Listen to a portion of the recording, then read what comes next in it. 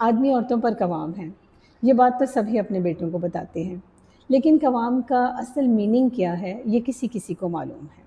ہمارے ہاں یہ ورڈ حاکم کے طور پر ٹرانسلیٹ کیا جاتا ہے، لہٰذا لڑکوں کو بتا دیا جاتا ہے کہ آپ لڑکیوں پر حاکم ہیں اور آپ ان پر حکم چلا سکتے ہیں۔ یہ ورڈ سورہ نساء کی آیت نمبر 34 میں آیا ہے، جہاں کہا گیا ہے کہ آدمی عورتوں پر قوام ہے، they are responsible for finances and their protection. فقہ میں اس کی وضاحت کی گئی ہے کہ گھر اور گھر سے ریلیٹڈ تمام ضروریات پوری کرنا آدمی کا فرض ہے۔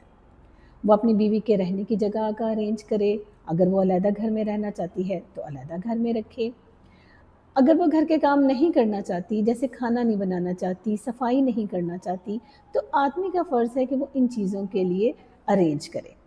ایون اپنے ہی بچوں کو فیڈ کرنے کی کمپنسیشن کے طور پر اگر وہ کوئی پیمنٹ لینا چاہتی ہے تو آدمی اس کو پیمنٹ ادا کرے۔